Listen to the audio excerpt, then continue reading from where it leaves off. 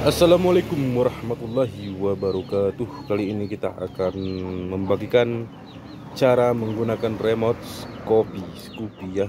Ini dia teman-teman. Nah, langkah awal ini kita pijit ini sampai berwarna hijau ya. Nah, ini warna hijau dan harus ada lampu indikator di sini menyala.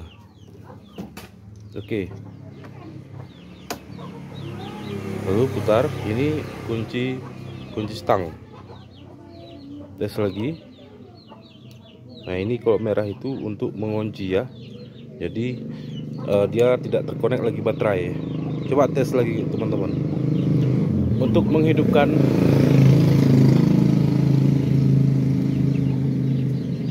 nah, begitu dia teman-teman ya. Terus tekan.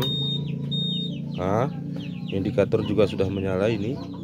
Berarti dia sudah connect. Lalu tekan seperti ini. Tekan seperti ini, dia sudah bisa membuka bagasi. Ini.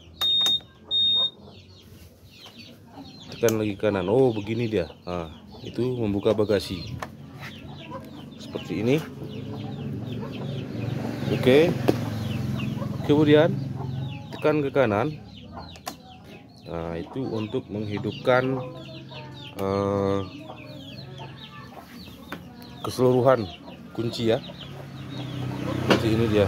Dan saatnya starter. Nah, next. Kemudian untuk mematikannya itu bisa dicagak seperti biasa ataupun dibeginikan. Nah, next. Lalu ini usahakan dulu dimatikan seperti ini. Ini masih hidup. Seperti ini dia ya. Itu sudah tidak terkoneksi baterainya. Lalu ini dimatikan. Oke, begitu dia teman-teman. Cara menggunakan remote Scoopy dan remote Vario juga sama, mungkin beda-beda tipis ya. Kalau ini alarm nih.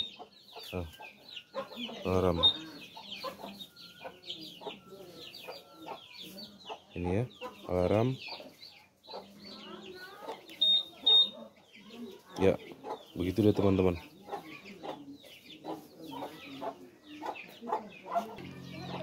Oke, untuk video kali ini kita cukupkan sampai di sini dan kami akhiri.